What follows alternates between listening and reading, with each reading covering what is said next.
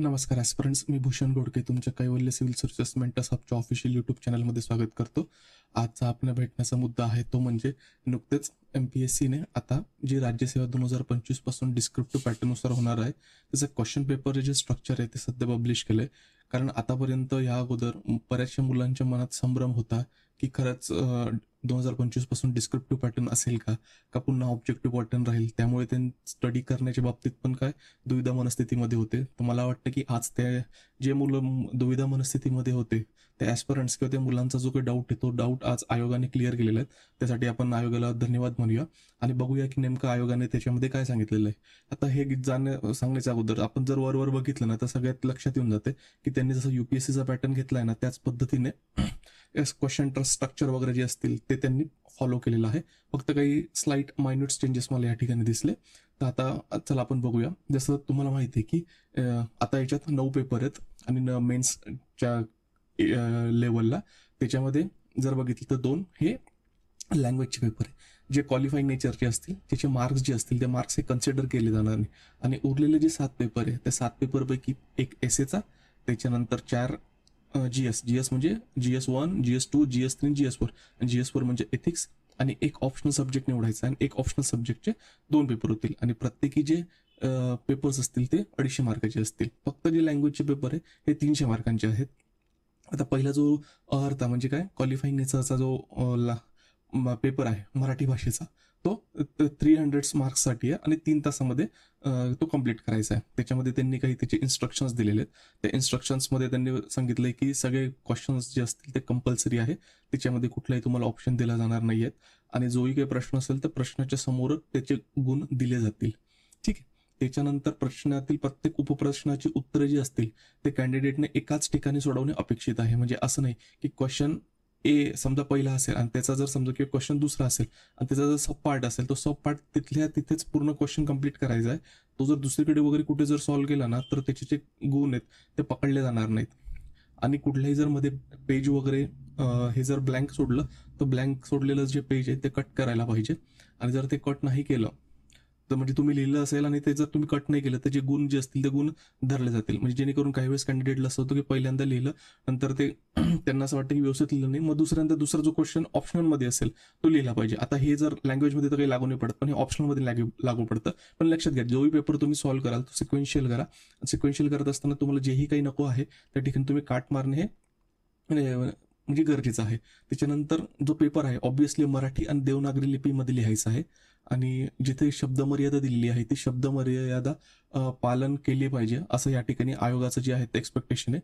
आणि उत्तर पुस्तिकेतील कोणतेही पृष्ठ कोरे सोडल्यास त्यावर स्पष्टपणे काट मारू. जसं तुम्हाला मी अगोदर सांगितलं की जोही काही कोरा भाग तुम्ही सोडला असेल तर त्याच्यावर तुम्हाला फक्त काय करायचं कट करायचं आहे.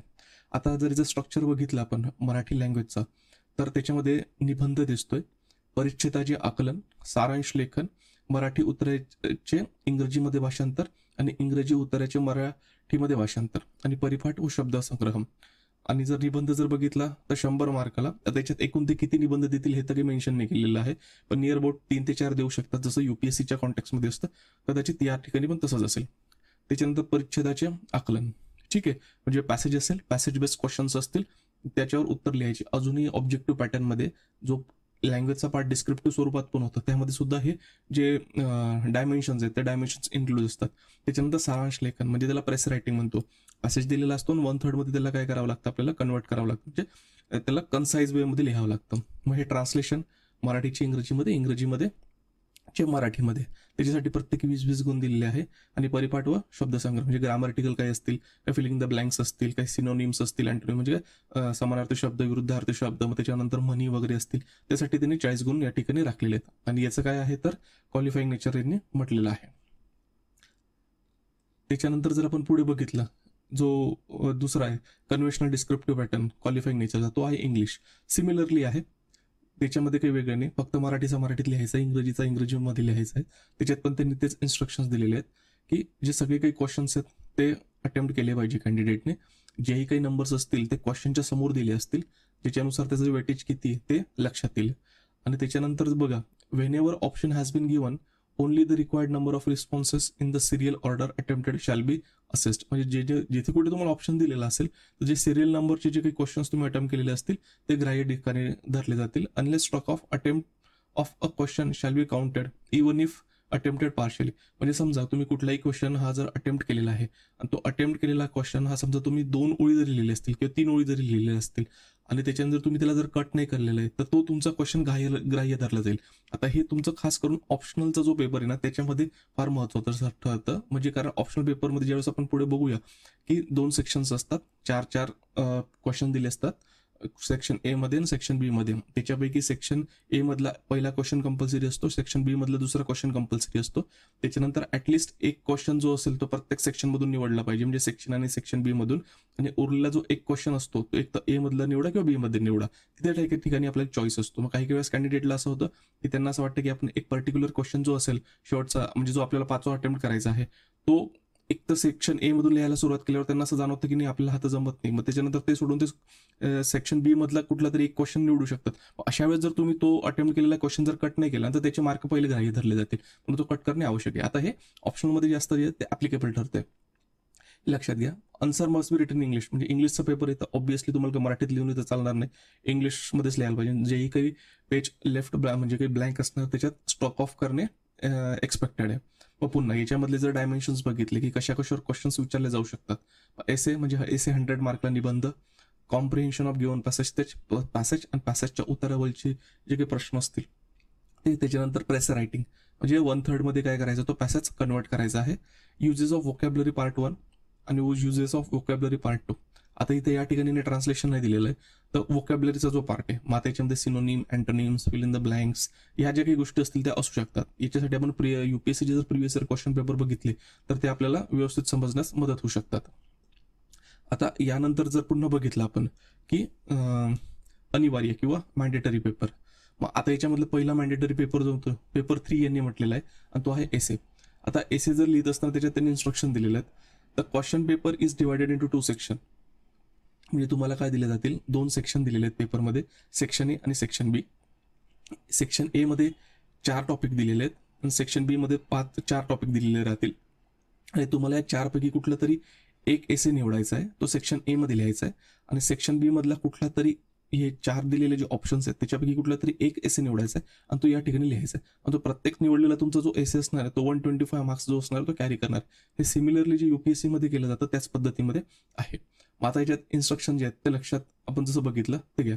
आता एसे लिहित असताना ज्यावेळेस तुम्ही मेन्सचा फॉर्म भरत असताना किंवा प्रिलिम्सचा फॉर्म भरत असताना जर तुम्हाला आयोगाने विचारलं त्यावेळेस की तुमचं म्हणजे जे हे असणार आहे मीडियम ऑफ रायटिंग असणार आहे ते तुम्हाला इथं मेन्शन करावं लागेल. आणि तुम्ही जे मीडियम ऑफ रायटिंग मेन्शन केलं असेल तुमच्या प्रिलिम्स किंवा मेन्सच्या स्टेजवर तेच तुम्हाला काय करायचं आहे त्याच लँग्वेजमध्ये तुमचा जो पेपर आहे तो पेपर लिहायचा आहे. सपोज जर तुम्ही मराठी ऑप्ट केलं आणि जर त्यावेळेस तुम्ही पेपरमध्ये जाऊन जर इंग्लिशमध्ये लिहितात तर तुम्हाला गुण मिळणार नाही किंवा व्हाईस वर्सा की तुमच्याकडनं काय टाकलं गेलेलं आहे की इंग्लिश टाकलं गेलेलं आहे आणि त्याच्यानंतर तुम्ही तिथे गेल्यावर लक्ष देतं की मला इंग्लिश जमत नाही मी मराठीतून लिहितो तर तसं चालणार नाही. तर तुम्ही ऑलरेडी जी लँग्वेज चूज केली असेल ते जे लँग्वेजमध्ये तुम्हाला काय करायचं आहे त्या ठिकाणी तुमची उत्तरपत्रिका आहे एसे आहे ते लिहायचं आहे. फक्त एवढं आहे की लँग्वेजच्या पेपरमध्ये मराठीचा पेपर मराठीचा असेल, इंग्लिशचा इंग्लिशमध्ये असेल, irrespective of your medium of mains. म्हणजे मेन्सचं तुमचं कुठलंही मीडियम असलं तरी लँग्वेजचा पेपर त्या लँग्वेजमध्येच तुम्हाला लिहावं लागणार आहे. आता बघा essay can be attempted only in 1 language either in Marathi or in English as per the option given in the application form. जसं मी तुम्हाला सांगितलं the medium of answer should be mention on the answer book as claim in the application and printed on admission card. म्हणजे जे admission card असणार आहे आपलं तर त्याच्यामध्ये त्या गोष्टी दिलेल्या असतील.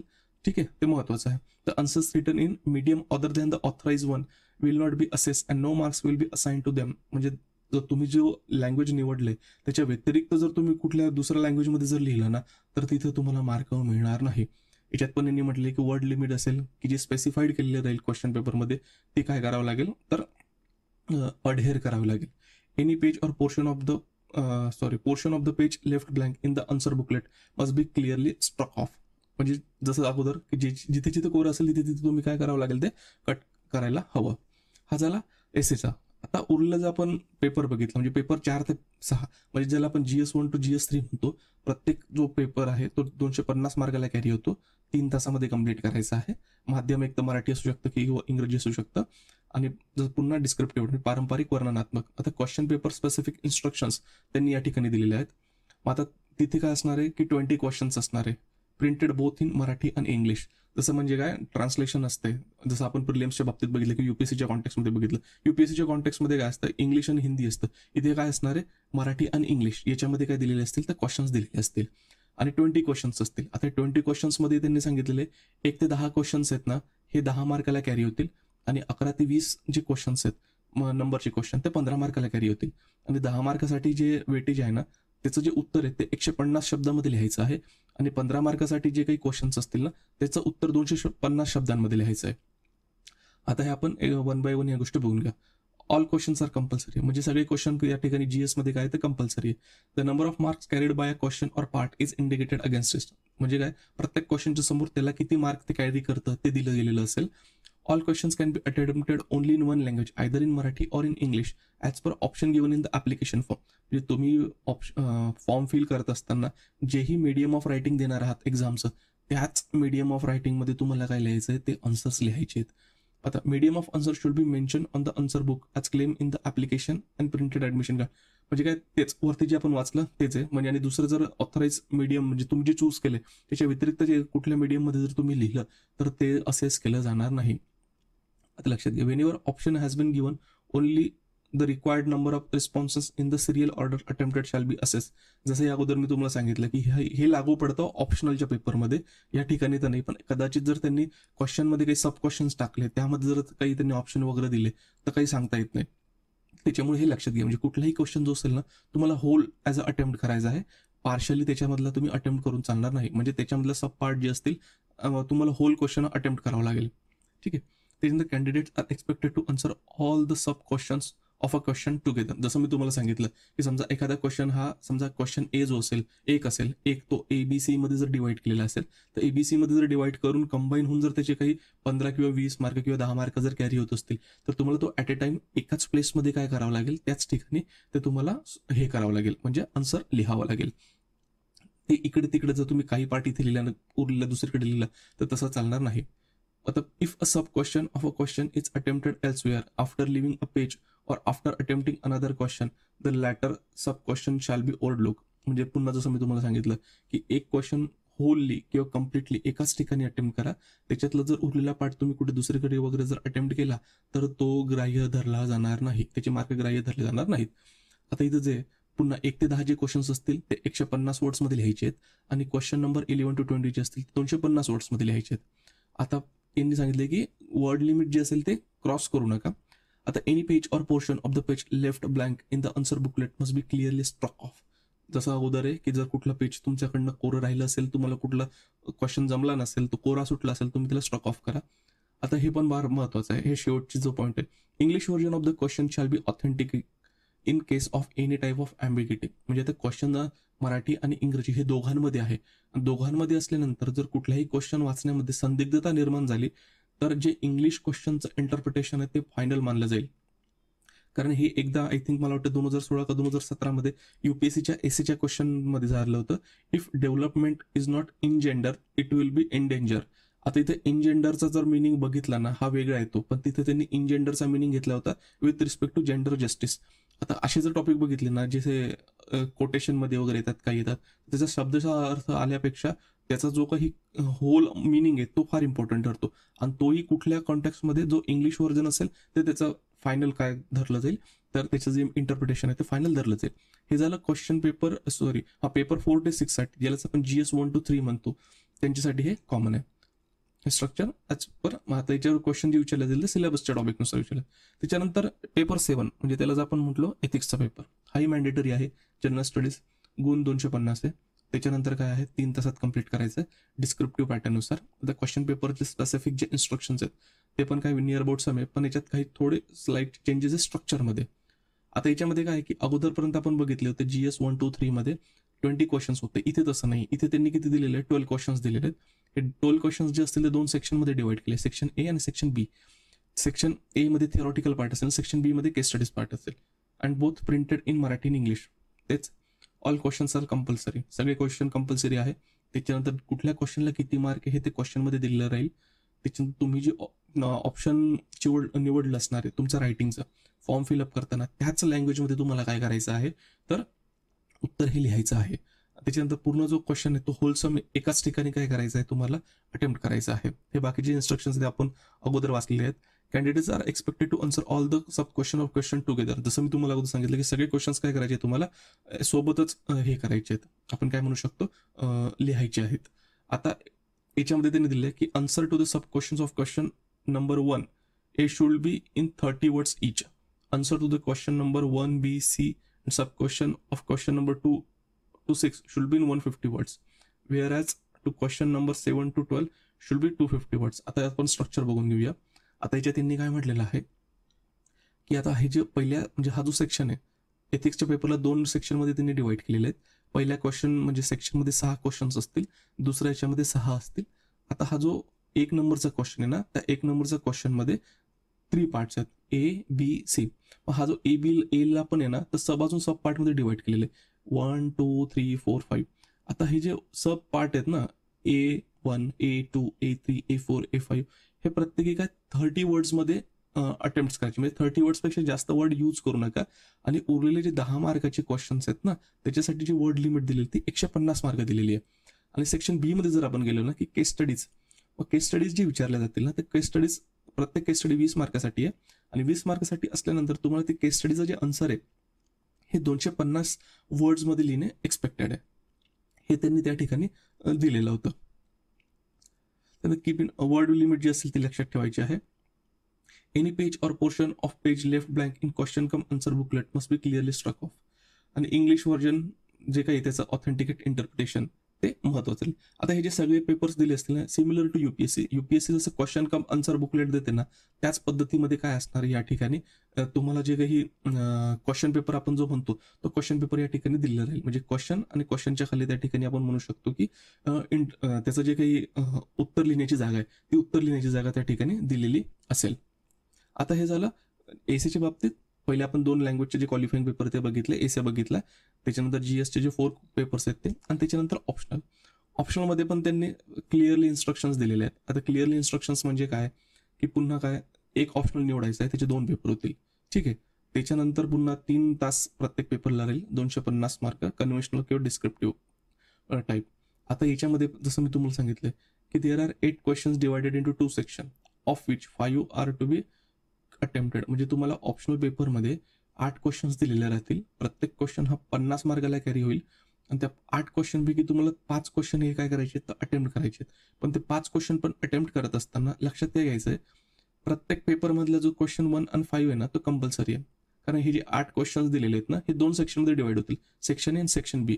सेक्शन ए मध्ये 4 क्वेश्चन असतील, सेक्शन बी मध्ये 4 क्वेश्चन्स असतील. आता 1 ते 4 मधला जो पहिल्या सेक्शन मधला ए सेक्शन मधला पार्ट आहे ना तो क्वेश्चन 1 हा कंपल्सरी आहे. आणि सेक्शन बी मधला 5 ते 8 मधला जो क्वेश्चन 5 आहे ना हा कंपल्सरी आहे. प्रत्येक ऑप्शनल पेपरला हे लागू होतोय. आता out of remaining 3 are to be attempted choosing at least 1 question from each section. म्हणजे आता काय झालं आपल्याला 250 मार्काचा पेपर आहे. आता तुम्ही 50 मार्काचा पहिला क्वेश्चन, 50 मार्काचा दुसरा क्वेश्चन हे झाले. आता हे झाले 100 मार्क. आता अजून किती उरले तर 150. मग 150 पैकी काय करायचं आहे तुम्हाला की आता हे जे तुम्ही 3 क्वेश्चन अटेम्प्ट करणार ना तर ॲटलिस्ट त्याच्यातला प्रत्येक सेक्शनमधून अजून एक निवडला पाहिजे. म्हणजे समजा सेक्शन ए मधून तुम्हाला अजून एक निवडावं लागेल, सेक्शन बी मधून तुम्हाला अजून एक निवडावं लागेल. मग एक सेक्शन ए मध्ये ए व्यतिरिक्त जो निवडला असेल तो 50 मार्काचा, सेक्शन बी मध्ये अजून क्वेश्चन 5 व्यतिरिक्त निवडला असेल तो 50 मार्काचा. हे झाल्यामधून 100 म्हणजे 100 आणि 100 200. आणि उरलेला जो एक क्वेश्चन आहे ना एक तर तुम्ही सेक्शन ए मधून लिहा किंवा सेक्शन बी मधून लिहा. हे सिमिलरली पेपर 1 साठी आणि पेपर 2 साठी सुद्धा. आता number of marks carried by question sub questions is indicated against it. म्हणजे किती कुठल्या क्वेश्चनला किती मार्क्स कॅरी होतात हे प्रत्येक वेळेस काय क्वेश्चन पेपरमध्ये दिलेलं राहील. पुन्हा हे सेम आहे जे आतापर्यंत आपण वाचत आलेलो आहे. त्याच्यामधलं त्याचा मतितार्थ काय आहे की तुम्ही जे मेन्ससाठी मीडियम निवडलंय त्याच्यातच तुम्ही उत्तर लिहिणे अपेक्षित आहे. तुम्ही निवडलंय म्हणजे ऑफिशियली सिलेक्टेड केलेल्या मीडियमच्या व्यतिरिक्त तुम्ही जर दुसऱ्या कुठल्याही मीडियममध्ये जर आन्सर लिहाल तर ते इव्हॅल्युएट केलं जाणार नाही. कुठल्याही पेजेस जर तुम्ही कोरं सोडलं असेल तर स्ट्रॉक ऑफ करा. कुठलाही क्वेश्चन जो असणार आहे तो तुम्हाला होली एकाच ठिकाणी काय करायचं आहे तर ॲड्रेस करायचा आहे. त्याच्यानंतर वर्ड लिमिट लक्षात ठेवायचे आणि त्याच्यानंतर जर जिथे नीट sketches may be drawn wherever required, म्हणजे जिथे कुठे जर तुम्हाला स्केच रिक्वायर्ड असेल तर तिथे काय असेल ते नीट आणि क्लीन असलं पाहिजे. Unless otherwise mention symbol and notations have there usual standard meaning. म्हणजे थोडक्यात त्यांना काय म्हणायचं आहे की कुठलेही जर युनिट्स असतील तर ते स्टँडर्ड युनिट्स जे असतात ते त्याचं युनिट कन्सिडर केलं. फॉर एक्झाम्पल त्याला आपण SI युनिट्स म्हणतो. हे UPSCने क्लॅरिफाय करून दिलेलं आहे त्यांच्या याच्यामध्ये की आणि suitable data if necessary and indicate the same clearly. म्हणजे काही काही वेळेस काही कॉन्स्टंटची व्हॅल्यूज वगैरे असते ती युनिव्हर्सली ॲक्सेप्टेड असते. For example gravitational acceleration 9.81 metre per second square. आता हे काय झालं, हे युनिव्हर्सल आहे. मग त्याच्यामध्ये समजा दिलेलं नसलं तर ते जे स्टँडर्ड आहे ते स्टँडर्ड त्या ठिकाणी कन्सिडर केले जाईल. आता जिओग्राफीच्या कॉन्टेक्स्टमध्ये जर बघितलं, ही जी आउटलाईन आहे तर म्हणजे त्याच्यात त्यांनी काय म्हटलं, candidates will be allow to use outline stencil for map based questions in geography optional paper of the state services main examination. कारण जिओग्राफीमध्ये कॅन्डिडेटला काय बरेचसे मॅप्स काढावे लागतात आणि मॅप्स काढत असताना त्यांची जर प्रॅक्टिस नसेल तर जे स्टेन्सिल्स असतात तर स्टेन्सिल्स युटिलाइज करून ते काय करू शकतात, तर पेपरमध्ये मॅप जे काही मॅप्स असतील ते काढू शकतात. इंडियाचा असेल, वर्ल्डचा असेल. ठीक आहे. आता जे काही आपण टेक्निकल सब्जेक्ट्स म्हणतो, इंजिनिअरिंग असेल, फिजिक्स असेल, केमिस्ट्री असेल, त्यांच्यामध्ये काही प्रॉब्लेम्स विचारले जातात. ते प्रॉब्लेम सॉल्व्ह करण्यासाठी मग नॉन प्रोग्रामेबल टाईप ऑफ जे काही कॅल्क्युलेटर्स आहेत तर ते त्या ठिकाणी युटिलाइज म्हणजे कॅन्डिडेट यूज करू शकतात. पण प्रोग्रामेबल जे कॅल्क्युलेटर्स आहेत ते यूज करता येणार नाही. ठीक आहे. आणि ते interchanging of the loaning and interchanging of the calculators in the examination hall is not permitted.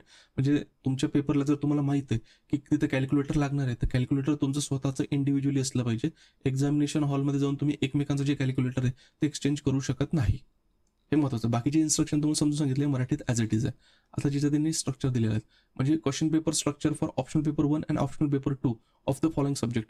आता ही जी काही 15 सब्जेक्ट्स यांनी मेन्शन केले ना, समजा ॲग्रिकल्चर असेल, animal husbandry and veterinary science आहे, अँथ्रोपॉलॉजी असेल, chemistry, civil engineering, economics, electrical engineering, mechanical engineering, medical science, philosophy, त्याच्यानंतर physics, political science and international relations, sociology, statistics, public administration and commerce and accountancy. ठीक आहे. मग आता याच्यासाठी काय केलेलं आहे, यांनी स्ट्रक्चर दिले. म्हणजे 2 सेक्शनमध्ये जसं त्यांनी अगोदर सांगितलं की प्रत्येक पेपरमध्ये काय 8 क्वेश्चन्स असतील.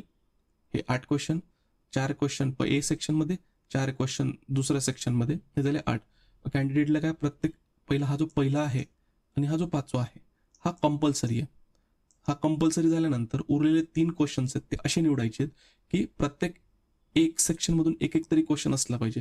समजा तुम्ही क्वेश्चन ए मधला दुसरा, तिसरा किंवा चौथा जर निवडला आणि त्याच्यानंतर तुम्हाला सेक्शन बी मधून 5वा, 6वा, 7वा 6वा, 7वा, 8वा पैकी कुठलं तरी एक निवडायचं आहे. आता हे झाले तुमचे 200. मग आता उरलेला जो एक क्वेश्चन असणार आहे 50 मार्काचा, एक तर तुम्ही सेक्शन ए मधला लिहा किंवा सेक्शन बी मधला लिहा. आता याच्यात त्यांनी वेटेज पण दिले. म्हणजे सेक्शन ए मधला जो क्वेश्चन 1 आहे ना त्याच्यामध्ये 5 सब क्वेश्चन्स आहेत आणि प्रत्येकी 10 मार्काला कॅरी होतात.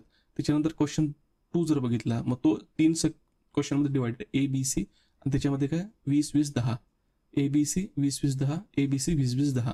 सेक्शन बी मध्ये त्यांनी काय केलेलं आहे, पुन्हा क्वेश्चन 5 जो आहे तो सब क्वेश्चन A to E मध्ये काय 5 सब क्वेश्चन्समध्ये डिवाइड केलेला आहे. प्रत्येकी 10 मार्काला कॅरी म्हणजे त्याचे मार्क्स कॅरी होतात. त्याच्यानंतर क्वेश्चन 6 जो असेल, 7 आणि 8 हे 3 सब सेक्शन्समध्ये डिवाइड केले, ABC, ABC, ABC, आणि त्याचे जे मार्क्स आहेत ते त्या ठिकाणी त्यांनी इंडिकेट केले. म्हणजे सेक्शन बी मधला जो क्वेश्चन 6 असेल समजा, त्याच्यातला जो सब क्वेश्चन ए असेल तो 20 मार्काला कॅरी होईल, बी वाला 20 मार्काला होईल, सी वाला 10 मार्काला होईल. सिमिलरली बाकीच्या याला लागू पडते. आता उरलेले जे आहेत ना त्याच्या व्यतिरिक्त जे ऑप्शनल पेपर समजा बॉटनी असेल, जिओग्राफी असेल, जिओलॉजी आहे, हिस्ट्री आहे, मॅनेजमेंट आहे, मराठी लिटरेचर आहे, mathematics, psychology, geology, law and commerce and अकाउंटन्सीचा फर्स्ट पेपर जो अगोदर आपण एक कॉमर्स अँड अकाउंटन्सीचा जो बघितलं होतं ना, हा सेकंड पेपरचं स्ट्रक्चर होतं यांचा कॉमर्स अँड अकाउंटन्सी. फक्त कॉमर्स अँड अकाउंटन्सीसाठी यांनी पेपर 1 आणि पेपर 2 साठी वेगवेगळे स्ट्रक्चर दिले. बाकी उरलेल्या सगळ्या ऑप्शनल पेपरसाठी यांनी पेपर 1 आणि पेपर 2 साठी सारखंच स्ट्रक्चर दिलेलं आहे. पुन्हा आता हे जे आहेत ना सब्जेक्ट्स, मग याच्यामध्ये कसं 8 क्वेश्चन 2 सेक्शनमध्ये डिवाइड आहे. मग प्रत्येकी काय की सेक्शन ए मधला पहिला क्वेश्चन, सेक्शन बी मधला 5वा क्वेश्चन हा कंपल्सरी. त्याच्या व्यतिरिक्त उरलेले 3 क्वेश्चन असे अटेम्प्ट करायचे की सेक्शन ए मधला ॲटलिस्ट 1 असला पाहिजे आणि सेक्शन बी मधला ॲटलिस्ट 1 असला पाहिजे. मग एक उरलेला तुम्ही एक निवडला तर त्याच्यामध्ये झाले तुमचे 200 मार्काचा. मग उरलेला जो 50 मार्काचा क्वेश्चन असणार एक तुम्ही सेक्शन ए मधला निवडा किंवा सेक्शन बी मधून निवडा.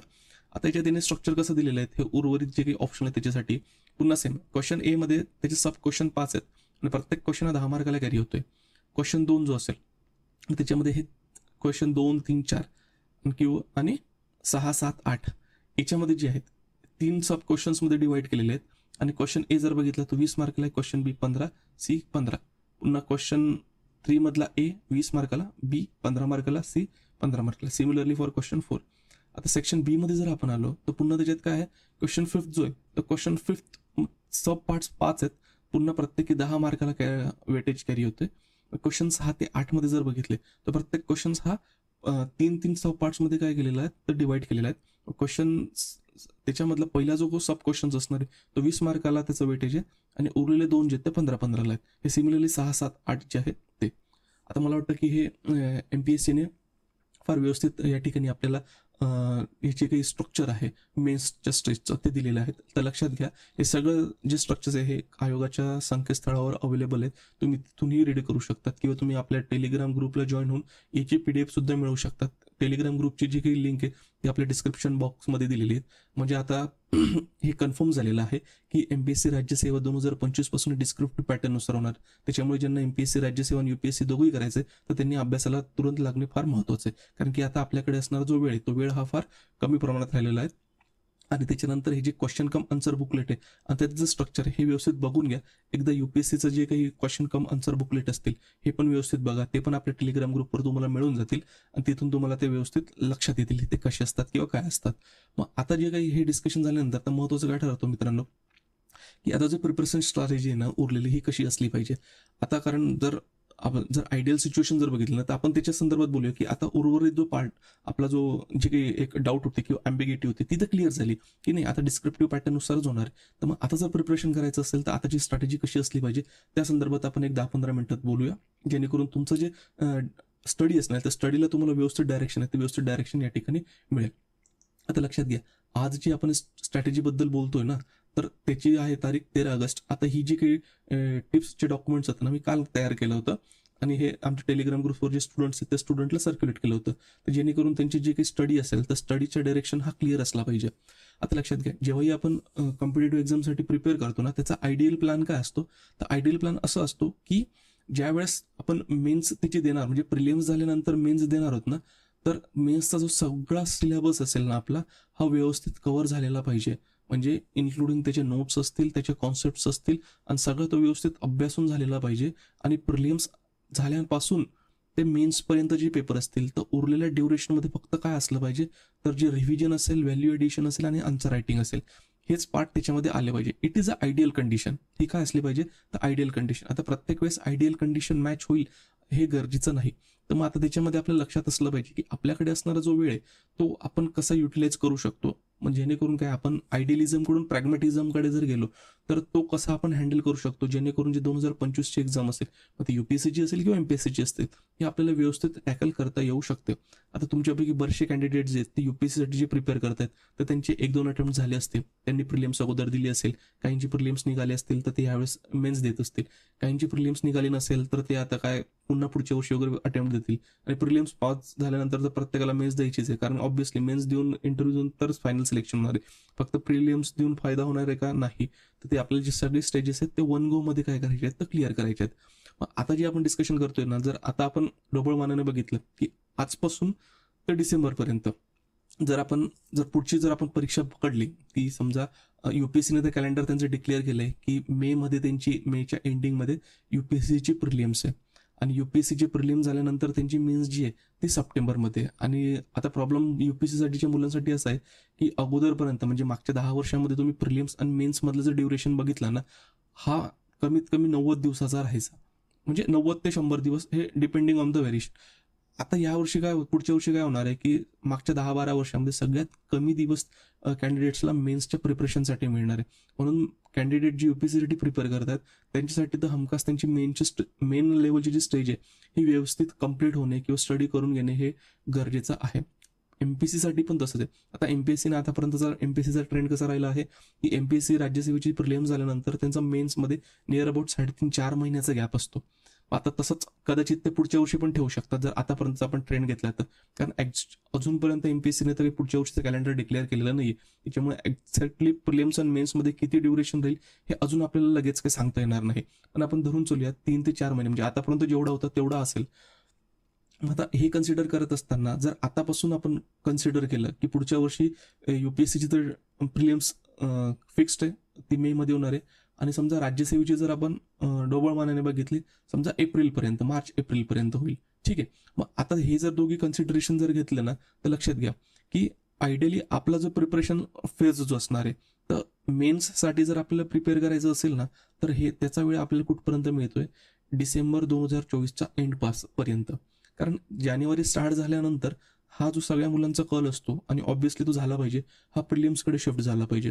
म्हणजे पुढचे जे 3-4 महिन्यामध्ये आहे, तर प्रिलिम स्पेसिफिक जो अप्रोच आहे तो डेव्हलप करून, MCQ सॉल्व्ह करून, मॉक टेस्ट देऊन, वीक एरियाज कव्हर करून, त्याच्यानंतर व्हॅल्यू एडिशन ॲड करून, प्रिलिम स्पेसिफिक सब्जेक्ट कव्हर करून, जेणेकरून असं व्यवस्थित झालं पाहिजे की जो काही प्रिलिम्स आहे ती प्रिलिम्स आपली 1 गो मध्ये निघाली पाहिजे.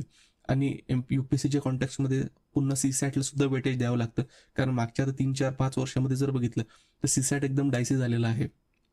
GS1 मध्ये मुलांना कॅन्डिडेट्सला मार्क येतात, पण काही वेळेस काय होतं, CSAT मध्ये काय होतात, ते फेल होऊन जातात. म्हणून त्यांना CSATला अजून एक्स्ट्रा बर्डन असते त्यांच्यावर, ते पण त्यामध्ये द्यावं लागते. आता ते जर बघितलं तर मग आपण आपला जो डिस्कशनचा पार्ट आहे ना, तो एक प्रॅग्मॅटिझमकडे जाऊन, प्रॅग्मॅटिझमकडे जात असताना त्याच्यामध्ये लक्षात घेऊ की काय असू शकते.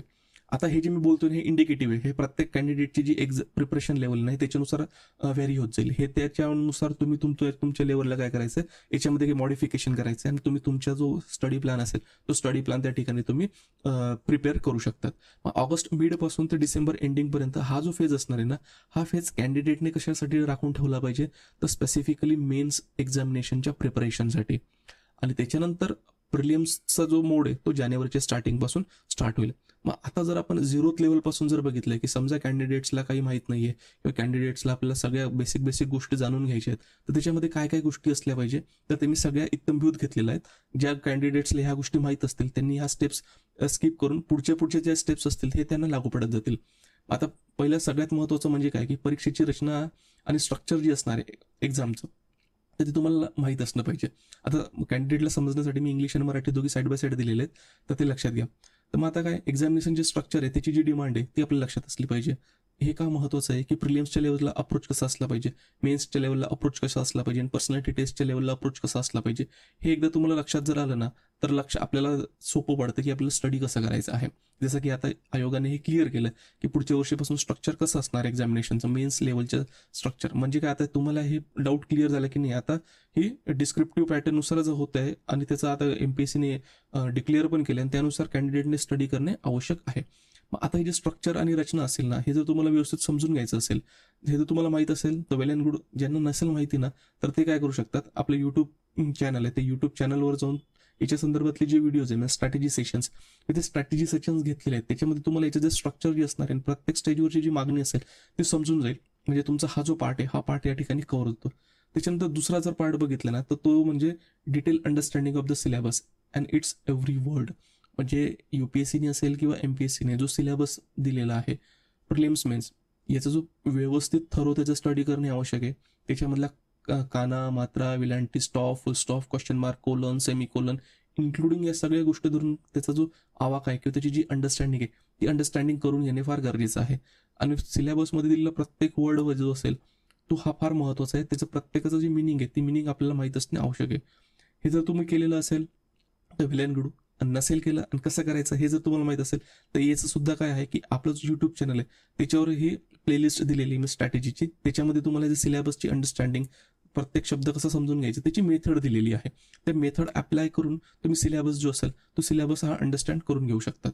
आता याच्यानंतर सगळ्यात महत्त्वाचं काय होतं की तुम्ही प्रिव्हियस स्ट्रक्चर अंडरस्टँड करून घेतलंय, सिलेबस अंडरस्टँड करून घेतले, तर नेक्स्ट महत्त्वाची जी स्टेज ठरते ती म्हणजे detail analysis of previous year mains question paper. कारण आपण मेन्सच्या स्टेजबद्दल बोलत होतो. आता MPSC राज्यसेवेने तर 2025 पासून पहिल्यांदा डिस्क्रिप्टिव्ह पॅटर्न स्टार्ट केलेला आहे, पण आता त्यांनी जो सिलेबस अडॉप्ट केलेला आहे आणि आता तुम्ही मेन्सचं स्ट्रक्चर जे बघितलं ते सुद्धा त्यांनी UPSC कडूनच घेतलेले आहेत. म्हणून आता जर आपल्याकडे नसतील प्रिव्हियस इयर क्वेश्चन पेपर MPSCच्या तर नो प्रॉब्लेम, UPSCच्या आहेत. मग UPSCच्या आहेत तर मग बऱ्याचशा कॅन्डिडेटला प्रॉब्लेम येऊ शकतो की सर UPSCचं तर मराठी आणि मराठीमध्ये ट्रान्सलेशन नसते, ते इंग्लिश आणि हिंदीमध्ये असते. तर नो प्रॉब्लेम, आपण काय केलं, UPSCचे जे काही previous year mains question paper आहे ना, SA GS 1, 2, 3, 4 हे जे काही सगळे पेपर्स आहेत ना 2013 पासून 2023 पर्यंत, हे सिलेबसच्या टॉपिक वाईज क्लासिफाय केलेले आहेत आणि त्याचं इंग्लिश टू मराठीमध्ये ट्रान्सलेशन पण दिलेलं आहे. तर तुम्ही आपली जी साईट्स आहे सिव्हिल सर्व्हिसेस mentorshub.com याच्यावर तुम्ही जाऊ शकता. त्याची जी लिंक आहे ती लिंक साईटची लिंक आपल्या जे काही डिस्क्रिप्शन बॉक्स आहे त्याच्यामध्ये दिलेली आहे. यूट्यूब चॅनलची पण जी लिंक आहे ती आपल्या डिस्क्रिप्शन बॉक्समध्ये दिलेली. तिथे व्हिजिट करून तुम्ही काय करू शकतात, ही जे काही सोर्सेस आहेत हे सोर्सेस तुम्ही मिळवू शकतात. आपल्या टेलिग्राम ग्रुपची पण लिंक त्या ठिकाणी दिली. तुम्ही टेलिग्राम ग्रुपला जर जॉईन झाले तरी तिथून तुम्हाला हे जे काही प्रिव्हियस इयर क्वेश्चन पेपर असतील ते तुम्हाला या ठिकाणी मिळतील. हे झाल्यानंतर आता सगळ्यात महत्त्वाचं काय आहे की काही कॅन्डिडेट्सचं जर क्लिअर असेल की ते लँग्वेज जी असणार आहे, रायटिंगची लँग्वेज म्हणतोय मी, रायटिंगची लँग्वेज ही जर तुमची फिक्स असेल की इंग्लिशमध्ये लिहायचं का मराठीमध्ये लिहायचं आहे तर नो प्रॉब्लेम. कारण तुमचे जे मीडियम ऑफ रायटिंग आहे त्याच्या व्यतिरिक्त तुम्हाला मीडियम ऑफ प्रिपरेशन हे वेगळं असू शकतं. म्हणजे फॉर एक्झाम्पल जर कॅन्डिडेटने मराठी रायटिंग जर निवडली असेल तर काही वेळेस त्यांना काय की काही सोर्सेस जे चांगले सोर्सेस आहेत ते इंग्लिशमध्ये अवेलेबल आहेत, तर त्यांना ते इंग्लिश पण रेफर करावं लागू शकतं आणि ते त्यांनी करायला पाहिजे. तर इंग्लिशला घाबरून जाता कामा नाही. हे का गरजेचं आहे, कारण की त्यांना क्वालिटी कंटेंट त्या ठिकाणी मिळेल आणि ते क्वालिटी आन्सर लिहू शकतील. आणि जसंही आपण स्ट्रक्चरमध्ये बघितलं की जे एमपीएससीने डिक्लेअर केले तर त्याच्यात त्यांनी पहिलेच म्हटलेलं आहे की क्वेश्चनचं जर इंटरप्रिटेशन अंडरस्टँड करण्यामध्ये जर काही संदिग्धता निर्माण झाली तर त्याचं जे इंग्लिशमधलं जे काही व्हर्जन असणार आहे तेच ग्राह्य धरलं जाईल, म्हणजे फायनल ग्राह्य धरलं जाईल. म्हणून तेवढी बेसिक मिनिमम इंग्लिश जरी आपल्याला असली पाहिजे.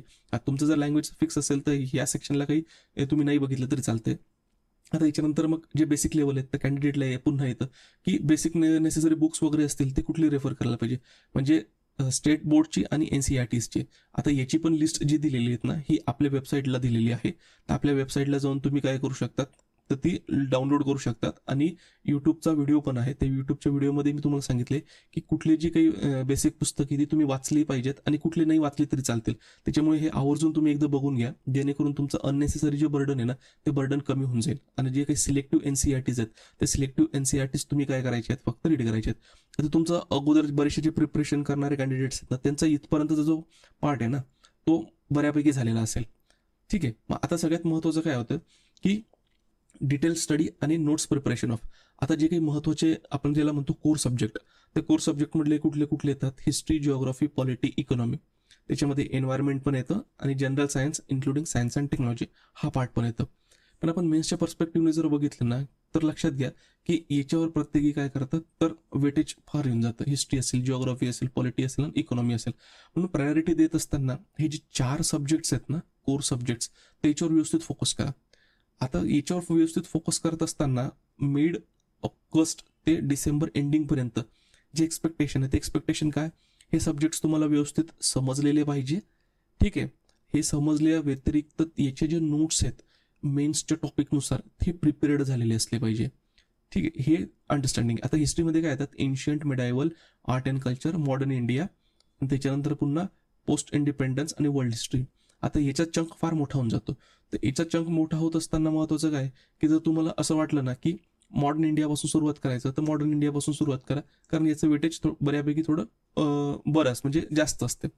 आता आर्ट अँड कल्चर म्हणजे त्याच्यानंतर तुम्ही मग एन्शियंट, मेडिवल आणि आर्ट अँड कल्चर आहे हा पार्ट तुम्ही त्या ठिकाणी रेफर करू शकतात.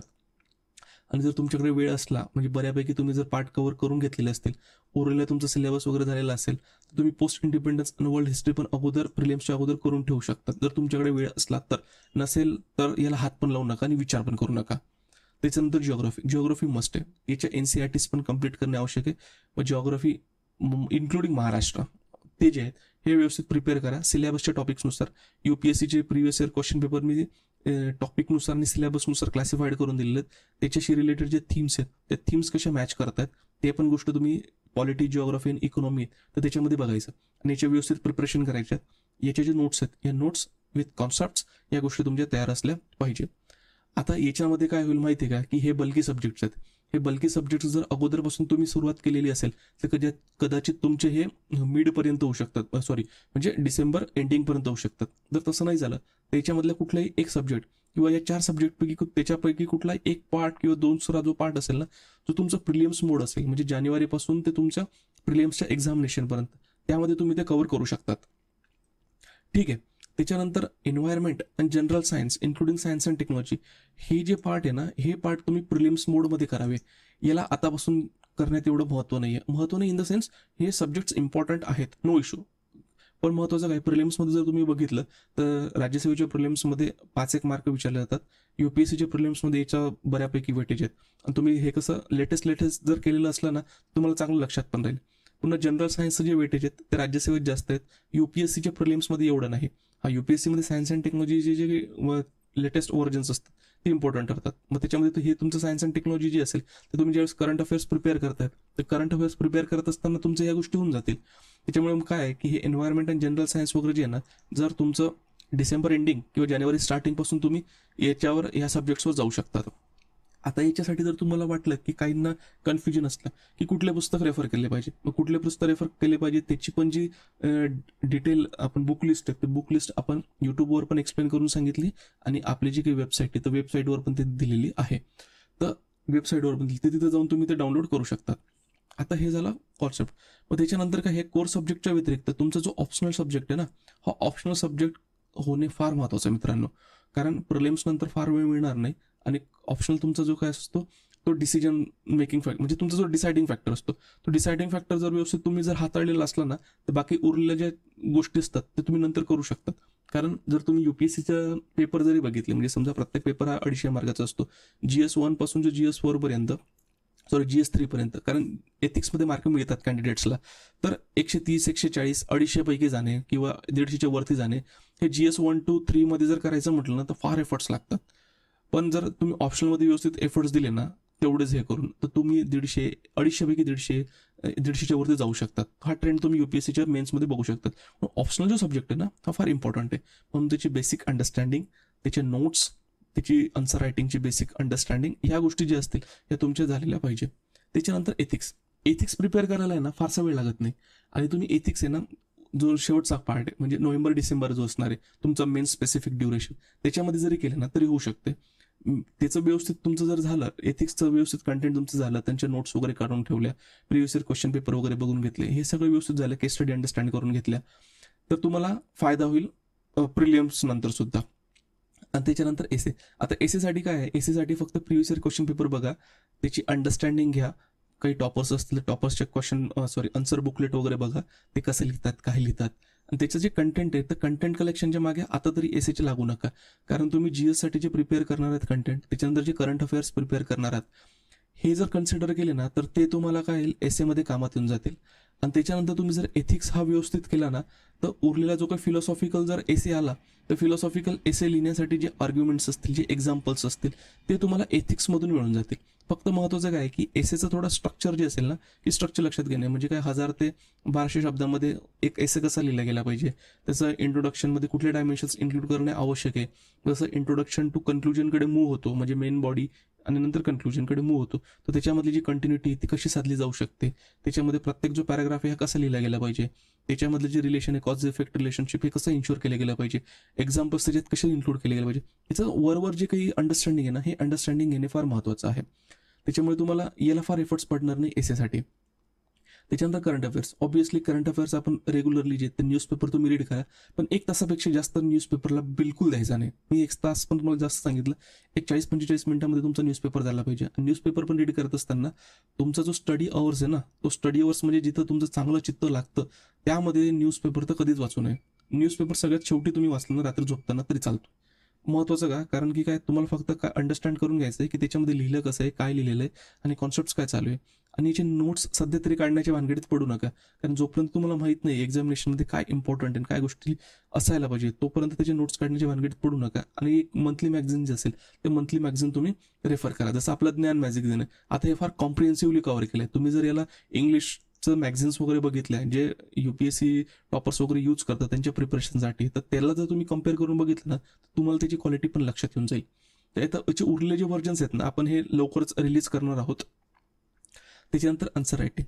आता करंट अफेअर्स नंतर काय, आन्सर रायटिंग. मग आन्सर रायटिंगमध्ये काय की करत असताना प्रिव्हियस इयर जे क्वेश्चन पेपर येऊन गेलेले आहेत, म्हणजे झालेले आहेत UPSCचे 2013 पासून तर 2023 पर्यंत, तर त्याच्यावर फोकस करा. ते कसे लिहिले आहेत, काय लिहिले आहेत, त्याची बेसिक अंडरस्टँडिंग घ्या. रायटिंग करत असताना तुम्हाला काय प्रॉब्लेम्स येतात, कारण की लिंग्विस्टिक प्रॉब्लेम आणि प्रेझेंटेशन प्रॉब्लेम थोडे इम्प्रूव्ह करायला म्हणजे वेळ खूप जास्त जातो.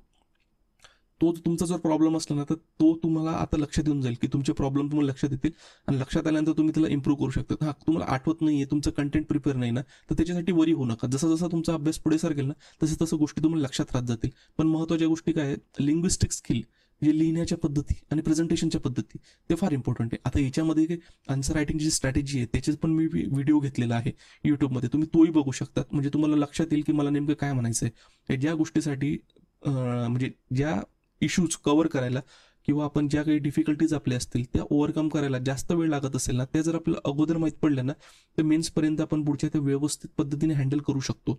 कंटेंटच्या टेन्शन घेऊ नका, तुम्हाला आठवत नाही, काही होत नाही, इट इज अ ती काही फार मोठी गोष्ट नाही आहे ती. कारण जसं जसं तुमचा अभ्यास वाढत जाईल ना, तसं तसं तुम्हाला त्या गोष्टी स्मरणात राहत जातील, तसं तसं तुम्ही ते उत्तर हे लिहू शकत जाल. ठीक आहे. आता ह्या ज्या सगळ्या गोष्टी आहेत ना, ह्या सगळ्या गोष्टी डिसेंबर 2024च्या एंडपर्यंत करणे अपेक्षित आहे. तर आता लक्षात घ्या की नोट्स काढत असताना पहिले नोट्स कशा काढल्या गेल्या पाहिजे हे समजून घ्या आणि त्याच्यानंतरच नोट्स काढा. पहिल्या रिडिंगपासूनच नोट्स काढणं सुरुवात करू नका. तुम्हाला जर स्ट्रक्चर माहीत असेल, एक्झामचं डिमांड माहीत असेल, सिलेबस माहीत असेल, प्रिव्हियस इयर क्वेश्चन पेपरचं व्यवस्थित अनालिसिस केलं असेल, ह्या जर सगळ्या गोष्टी तुम्हाला माहीत असतील ना, तर तुम्ही व्यवस्थित ज्या नोट्स आहेत ते नोट्स काढू शकतात.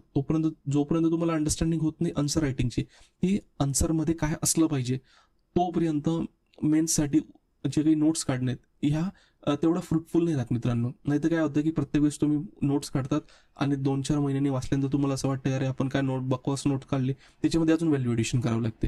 तर महत्त्वाचं काय, जेव्हा पहिली आणि दुसरी रिडिंग तुमची होईल ना किंवा तिसरी रिडिंग होईल ना, तोपर्यंत तुम्हाला अंडरस्टँड काय करून घ्यायचं आहे, आतापर्यंत विचारलेले क्वेश्चन कुठले कुठले सेक्शन्स त्याच्यामध्ये विचारले जातात. म्हणजे समजा बॅकग्राऊंड असेल, त्याचे काही कॉजेस असतील, इम्पॅक्ट्स असतील, पॉझिटिव्ह निगेटिव्ह सोल्युशन असे काही विचारले असेल आणि आन्सर रायटिंगमध्ये लिहित असताना त्या गोष्टी कशा इन्क्लूड करून घेतल्या पाहिजे याचं सांगड घातल्यानंतर मग तुमचं जे काही बघण्याचा स्पेक्ट्रम आहे ना कंटेंटकडे किंवा सब्जेक्टकडे, तो ब्रॉडन होतो आणि तो प्रिसाईज होतो. आणि तो प्रिसाईज झालेला तुमचा जो म्हणजे स्पेक्ट्रम आहे ना, तो तुम्हाला मदत करतो की तुम्ही जे वाचत आहात ते वाचत असताना त्याच्यातलं कुठला पॉईंट, कुठला फॅक्ट, कुठला कंटेंट हे उचललं पाहिजे, तुमच्या नोट्समध्ये आलं पाहिजे. त्याच्यामुळे तुमचं जे विजन आहे ते पहिले विजन क्लिअर करा किंवा स्पेक्ट्रम जो असेल तुमचा बघण्याचा तो क्लिअर करा. त्याच्यानंतर जानेवारी 2025 तो प्रिलिम्स 2025 पर्यंत जो असणार आहे ना, हा तुमचा प्रिलिम्स मोड असणार आहे. तर प्रिलिम्स जसं जसं जवळ येईल त्या पद्धतीत आपण बोलूया. आणि उरलेले जे असतात सब्जेक्ट आहेत, म्हणजे समजा जर तुमच्या हिस्ट्रीचं अगोदर पोस्ट इंडिपेंडन्स वर्ल्ड हिस्ट्री झालं तर वेल अँड गुड, नाही झालं तर जाऊ द्या. हे कशानंतर ठेवा, हे प्रिलिम्सचं तुमचं प्रिपरेशन झालं किंवा सॉरी प्रिलिम्सचं तुमचं पेपर झाला, पेपर झाल्यानंतर मग हे उरले जे मेन स्पेसिफिक टॉपिक आहे ना, हे तुम्ही त्यावेळेस केले तरी चालतील.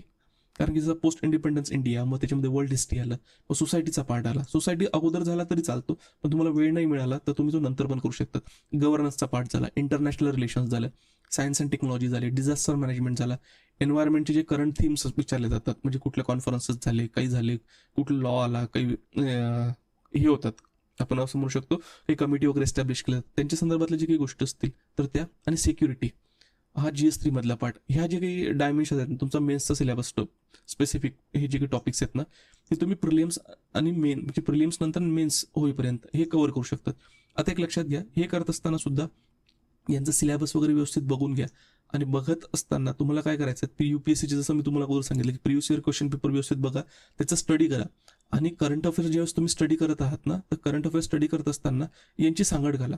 म्हणजे फॉर एक्झाम्पल सोसायटीमध्ये कुठली केस फार गाजलेली आहे का, किंवा कुठलं असं काही प्रकरण झालंय का की त्याचं फार रिपरकेशन किंवा ते घडी घडी विचारलं जातात, मग त्याचं रिलेशन तुम्ही तुमच्या सिलेबसशी जोडू शकतात आणि ते तुमची प्रोबॅबल थीम होऊ शकते मेन्ससाठी. मग गव्हर्नन्समध्ये असतील, मग कुठली स्कीम असेल, लॉ असेल, त्याच्यानंतर त्याच्यातले काही एक्झाम्पल्स असतील, त्याच्यावर तुम्हाला फक्त प्रिलिम्ससाठी किंवा जेव्हा तुम्ही करंट अफेअर प्रिपेअर करतायत ना, तर त्या गोष्टी तुमचा फक्त काय करायचं, टिक मार्क करून ठेवायचं की ह्या गोष्टी मेन्सला उपयोगी ठरू शकतात, ही गोष्ट मेन्सला उपयोगी ठरू शकतात. म्हणजेच काय होईल की तुमचं प्रिलिम्स आणि मेन्स याचा हा जो स्टडी असणार तो सायमल्टेनियसली चालेल. पुन्हा इंटरनॅशनल रिलेशन, मग इंटरनॅशनल रिलेशन्समध्ये मग बायलॅटरल रिलेशन्स असतील, मल्टीलॅटरल रिलेशन्स असतील, रिजनल ग्रुपिंग्स बरोबर रिलेशन्स असतील, इंटरनॅशनल फ्लोरा असणारे काही इन्स्टिट्यूशन्स असणारे त्यांच्या संदर्भातली जी काही डेव्हलपमेंट आहे ती डेव्हलपमेंट येत जाते. तर त्याच्यावर लक्षात ठेवा, कारण IRचे बरेचसे क्वेश्चन्स काय येतात ते करंट ओरिएंटेड येतात. त्याच्यानंतर मग science and technology, science and टेक्नॉलॉजीमध्ये जे नवीन नवीन टेक्नॉलॉजीज येतात, समजा मग आता कुठे कधी ते नोबेल प्राइज वगैरे डिक्लेअर केले जातात किंवा कुठली टेक्नॉलॉजी ॲडव्हान्ट होते, तर त्याच्याकडे लक्षात ठेवत चला आणि तिला प्रिपेअर करत चला. म्हणजे मेन्समध्ये तुमचं जे बर्डन आहे ना ते कमी होत जाईल. करंट अफेअर्स प्रिपेअर करत असताना याच्या जे थीम्स आहेत तुमच्या मेन स्पेसिफिक टॉपिकच्या त्या होऊ शकतात. नंतर डिझास्टर मॅनेजमेंट. मग कुठला डिझास्टर, जसं आता हिट वेव्हचा खूप इश्यू चालला होता, आता UPSC मध्ये मी प्रोबॅबली आहे की ते पडू शकतो. आता वायंडमध्ये काय झालेलं आहे, तर लँडस्लाईड झालेली आहे केरळमध्ये. मग तसे जे काही थीम्स आहेत डिझास्टर मॅनेजमेंटचे किंवा डिझास्टर रिलेटेड, त्या गोष्टी तुम्ही ज्यावेळेस करंट अफेअर्स करत असतात तर त्या गोष्टी, त्या थीम प्रिपेअर करत आहे, सायमल्टेनियसली प्रिपेअर करत जायचं. म्हणजे तुमचं प्रिलिम्स आणि मेन्समधलं जे काही बर्डन आहे ते बर्डन कमी होत जातं. पुन्हा एन्व्हायरमेंटच्या करंट थीम, जसं मी तुम्हाला सांगितलं, काही कॉन्फरन्सेस होत होतात, इंडिया कुठल्या ट्रीटीला साईन करते, काही नवीन इश्यूज इमर्ज होतात, त्या रिलेटेड ज्याही गोष्टी करंट अफेअर्समध्ये येतील ना, तर ते सायमल्टेनियसली फक्त डोक्यात बॅक ऑफ द माइंडमध्ये लक्षात ठेवायचं की हा टॉपिक मेन्समध्ये पण आहे, मेन्सवर याच्यावर कुठल्या पद्धतीचे क्वेश्चन विचारले जाऊ शकतात, त्याची अंडरस्टँडिंग तुम्हाला UPSCच्या प्रिव्हियस इयर क्वेश्चन पेपरमधून मिळेल. आणि सिमिलरली सिक्युरिटी, मग सिक्युरिटीमध्ये तेच, मग लेफ्ट विंग एक्स्ट्रीमिझम असेल, त्याच्यानंतर नार्को टेररिझम असेल, सायबर सिक्युरिटी रिलेटेड थ्रेट्स असतील, त्या रिलेटेड जर काही करंटमध्ये आलं ना, तर व्यवस्थित तुम्ही रीड करून ठेवत चला, म्हणजे जेणेकरून तुम्हाला याचा फायदा कुठे होईल, तर प्रिलिम्स आणि मेन्सच्या दरम्यानमध्ये होईल. आता हे जे काही आहे ना, आता तुम्हाला ही जर PDF हवी असेल ना, तुम्ही काय करू शकता की आपला जो काही टेलिग्राम ग्रुप आहे ना, त्याला जॉईन करा. त्याचं जी काही लिंक आहे ना, डिस्क्रिप्शन बॉक्समध्ये दिलेली आहे, तिथून येऊन तुम्ही टेलिग्राम ग्रुपला जॉईन होऊ शकतात. आणि ही जी काही PDF आहे, ही PDF तुम्ही त्या ठिकाणी मिळू शकतात. म्हणजे तुम्हाला सगळ्या गोष्टी काय होतील, एका ठिकाणी मिळतील. याच्यानंतर तुम्हाला काही डाऊट्स असला तर तुम्ही या नंबरवर मला संपर्क साधू शकतात, 9511900488. म्हणजे तुमच्या प्रिपरेशनमध्ये असेल, आन्सर रायटिंग रिलेटेड इश्यूज असतील, ऑप्शनल रिलेटेड असतील, तर आपण आता नुकतंच हिस्ट्री ऑप्शनल जी आहे, तर हिस्ट्री ऑप्शनलची पण काय केलेली आहे, तर बॅच लॉन्च केलेली आहे. लवकरच आपण ही बॅच स्टार्ट करणार आहोत. तर ही जर तुम्हाला हिस्ट्री ऑप्शनल लावायचं असेल तर त्या संदर्भात तुम्ही आम्हाला काय करू शकतात, तर कॉन्टॅक्ट करू शकतात. त्याच्यासाठी मी तुम्हाला नंबर सांगितलेला आहे की 9511900488. याच्यामधले जे आपला जो ड्युरेशन चालणार आहे, नियर अबाउट 5 ते 6 महिन्यांचा चालणार आहे. याच्यामध्ये तुमचे सगळे जे काही कॉन्सेप्ट्स असतील ते कॉन्सेप्ट्स क्लिअर करून दिले जातील. त्याच्यानंतर तुम्हाला अद्ययावत जे काही नोट्स आहेत ते नोट्स पण दिले जातील. मराठी आणि इंग्रजीसाठी जे काही असतील तर अभ्यास साहित्य सेपरेट असेल. त्याच्यानंतर याच्या बॅचेस पण सेपरेट्स असतील. त्याच्यानंतर तुम्हाला जे काही टेस्ट सिरीज आहेत, ह्या टेस्ट सिरीज पण प्रोव्हाइड केल्या जातील. त्याच्यामध्ये टेस्ट सिरीजच्या व्यतिरिक्त जसं जसं लेक्चर होत जाईल तसं तसं त्याच्यामध्ये तुम्हाला काय दिलं जाईल, क्वेश्चन दिले जातील. तुमचे आन्सर रायटिंग जे हॅबिट्स आहेत ते डेव्हलप केल्या जातील. आता इतिहास जर तुम्ही बघितला किंवा सिलेबस बघितला तर त्याच्यापैकी बरंच महत्त्वाचं असं मुलांना वाटतं की पुस्तकं सगळ्यांना माहिती, पुस्तकं वाचून तुम्ही प्रिपेअर करू शकतात, नो इश्यू. तिथे कुठल्याही व्यक्तीचं काम नाही. पण महत्त्वाचं काय, त्याची जी अंडरस्टँडिंग आहे, त्याची जी हिस्टोरिओग्राफी, क्वेश्चन जसे विचारले जातात, उत्तर कसं लिहिलं पाहिजे, कमी वेळामध्ये उत्तर कसं लिहिलं पाहिजे, त्याच्यानंतर जे स्पेसिफिक गिवन आपण काय असतो, स्पेस असतो, तर त्याच्यामध्ये चांगले डायमेन्शन किंवा चांगले डायमेन्शन इन्क्लूड करून हिस्टोरियन्सला कोट करून एक क्वालिटी आन्सर कसं असलं पाहिजे, आणि चांगले ज्या महत्त्वाच्या थीम्स आहेत ज्या एक्झाममध्ये येऊ शकतात तर त्याला अगोदर कसं प्रिपेअर करून ठेवणे, या सगळ्याच गोष्टी ज्या असतील ह्या गोष्टी आपण काय हिस्ट्री ऑप्शनलची जी बॅच आहे त्या बॅचमध्ये आपण कव्हर करणार आहोत. आता त्याच्या व्यतिरिक्त मग आपला महत्त्वाचा जो आस्पेक्ट आहे तो काय, म्हणजे आपण UPSC लेवललाच आपण जो काही पूर्ण टीचिंग, त्याच्यानंतर तुम्हाला जे मार्क्स आहेत हे मार्क्स हे नियर अबाउट 300 असले पाहिजे, 300च्या अबोज असलं पाहिजे, हेच टार्गेट ठेवायला पाहिजे. आणि त्याच पद्धतीने आपलं प्रिपरेशन झालं पाहिजे, तरच त्याचा उपयोग आपल्याला मेन्समध्ये होणार आहे. ठीक आहे. मग त्याच्यामध्ये तुमचं बेसिक फाउंडेशन असेल, बेसिक फाउंडेशनच्या व्यतिरिक्त हिस्टोरिओग्राफीचं नॉलेज असेल, ती हिस्टोरिओग्राफी अनालाइज करायचं असेल, त्याच्यानंतर तुम्हाला जे फॅक्ट्स माहिती आहेत तर तसं व्यवस्थित एक इम्पॅक्टफुल आन्सर कसं लिहायचं जेणेकरून जो एक्झामिनर आहे तो एक्झामिनर तुम्हाला मार्क्स देईल. त्याच्यानंतर जे काही लर्निंग प्रोसेस असेल, मग त्याच्यामध्ये क्लासमध्ये प्रत्येक कॉन्सेप्ट समजून दिले जातील. डेली आन्सर रायटिंग प्रॅक्टिस असेल ती त्याच्यावर फोकस केला जाईल. म्हणजे क्लास झाल्यानंतर प्रत्येक वेळेस क्वेश्चन दिला जाईल आणि क्वेश्चन दिल्यानंतर कॅन्डिडेटकडनं एक्सपेक्टेड राहील की त्यांनी आन्सर लिहावं आणि ते पुढच्या वेळेस येत असताना घेऊन यावं. आणि मागचे प्रिव्हियस इयर क्वेश्चन पेपर जे असेल 10 ते 15 वर्षाचे त्याच्यावर फोकस करून त्याचे मॉडेल आन्सर देऊन आणि ते लिहून घेऊन, जेणेकरून काय होईल की जे थीम्स रिपीट्स होतात तर त्या म्हणजे काय रेडीमेड तुमच्याकडे रेडी असल्या पाहिजे आणि तुमचं व्यवस्थित उत्तर लिहिलं गेलं पाहिजे. त्याच्यानंतर 1-to-1 मेंटर इंटरॅक्शन, म्हणजे बऱ्याचशा ठिकाणी काय होतं, क्लास मोठा असतो, काही होतो, टीचर बरोबर काही इंटरॅक्शन होत नाही, मेंटरसोबत इंटरॅक्शन होत नाही. तर तुम्हाला जो फॅकल्टी मी जो शिकवणार आहे तर तुम्हाला प्रत्येक वेळेस मी अवेलेबल असणार आहे. तर तुम्ही तुमचा कुठलाही डाऊट असला तर तुम्ही रीच होऊ शकतात. त्याच्यानंतर महत्त्वाचं काय, हिस्टोरिओग्राफिकल अप्रोच जो मी तुम्हाला सांगितलं तो फार महत्त्वाचा ठरतो, कारण तुम्हाला क्वेश्चन अंडरस्टँड करण्यासाठी सुद्धा हिस्टोरिओग्राफी इम्पॉर्टंट आहे. ठीक आहे. मग आणि जे आपलं कंटेंट मटेरियल असणार आहे ते मराठीत अवेलेबल आहे, त्याच्यापेक्षा आपण जे इंग्लिशमधले सोर्सेस यूज करतात आणि UPSCचे कॅन्डिडेट्स यूज करतात त्याचं आपण मराठीमध्ये ट्रान्सलेशन देऊन आणि जे काही व्हॅल्यू एडिशन मटेरियल आहे ते देणार आहोत, जेणेकरून तुम्ही जेही उत्तर लिहाल तर तुमच्या कॉम्पिटिटरपेक्षा तुमचं कंटेंट हे सुपेरियर असलं पाहिजे, तर त्यानुसार तुम्हाला चांगले मार्क मिळाले पाहिजे. त्याच्यानंतर कन्सेप्च्युअल बिल्डिंगवर फार फोकस देण्यात येईल आणि अनालिटिकल अप्रोच. आता याचे जे काही कोर्सचे बेनिफिट्स वगैरे ते या ठिकाणी दिलेले आहेत. म्हणजे जसं काही फाउंडेशन तुमचं स्ट्रॉंग होईल, त्याच्यानंतर तुमची जी अंडरस्टँडिंग हिस्टोरिकल, त्याचं तुम्ही कंटेम्पररी इश्यूजशी कसं लिंकेजेस करतायत, त्याच्यानंतर तुमची म्हणजे आन्सर रायटिंग असेल तर ते तुमचे फार स्ट्रॉंगली काय करायचं ते डेव्हलप केलं जाईल. आणि तुम्हाला पर्सनलाइज जो फीडबॅक आहे तो पर्सनलाइज फीडबॅक पण तुम्हाला देण्यात येईल. तर आता तुम्हाला याच्या संदर्भात जर अधिक माहिती हवी असेल तर तुम्ही आपला 9511900488 याच्यावर संपर्क साधू शकतात. आता माझ्याबद्दल सांगायचं म्हटलं म्हणजे की यामध्ये मी डिस्क्रिप्शन दिलेलं आहे. 290 पेक्षा सुद्धा मी हिस्ट्रीमध्ये चांगले स्कोर मिळालेले आहे. GS स्कोर अनअकॅडमी, आता forum GS score vision Unacademy बरोबर वर्किंगचा एक्सपिरियन्स आहे. आणि हिस्ट्रीच्या कॉन्टॅक्टमध्ये मी क्वेश्चन पेपर डिझाईन करणं, GS स्कोर वगैरे ह्या सगळ्या ठिकाणी व्यवस्थित स्टुडंटला गाईड केलेलं आहे, जेणेकरून त्यांना त्यांचा एक्झाममध्ये काय होईल तर फायदा होईल. याच्या संदर्भातली जी ऑप्शनल संदर्भातली जी काही बेसिक इन्फॉर्मेशन जी असणार ना ती आपल्या टेलिग्राम ग्रुपवर दिलेली आहे. म्हणजे कसा प्रिपेअर केला पाहिजे, सिलेबस, त्याच्यानंतर पेपर 1चा अप्रोच कसा असला पाहिजे, त्या संदर्भातली जी बेसिक इन्फॉर्मेशन आहे ती बेसिक इन्फॉर्मेशन आपण दिलेली आहे. आणि आपली ही जी बॅच असणार ती ऑनलाईन मोडमध्ये आहे सध्या, ऑफलाईनमध्ये नाही, ही फक्त ऑनलाईन मोडमध्ये आहे. आता मला वाटतं आजचं जे आपलं डिस्कशन झालेलं आहे ते तुम्हाला काही फ्रुटफुल असेल. तुमचे काही जे काही शंका असतील, काही फीडबॅक्स असतील ते तुम्ही डिस्क्रिप्शन बॉक्सद्वारे आम्हाला कळवू शकतात. तुम्हाला प्रिपरेशनमध्ये काही डाऊट्स असल्यास तुम्ही आम्हाला या नंबरवर 9511900488 यावर संपर्क साधू शकतात. आपल्या टेलिग्राम ग्रुपला जॉईन होण्यासाठी त्याची जी लिंक आहे ती लिंक डिस्क्रिप्शन बॉक्समध्ये दिलेली आहे. तिथून तुम्ही आपल्या टेलिग्राम ग्रुपला जॉईन होऊ शकतात. आणि जे काही आपल्याला हे जे PDFs वगैरे आहेत ते तिथे तुम्हाला मिळून जातील. आणि सिलेबस, त्याच्यानंतर प्रिव्हियस इयर क्वेश्चन पेपर आणि रेफरन्स बुक लिस्ट वगैरे या संदर्भातले जे PDF तुम्हाला डाउनलोड करायचे असतील तर आपल्या साईटवर पण आहे आणि टेलिग्राम ग्रुपवर पण आहे. थँक्यू.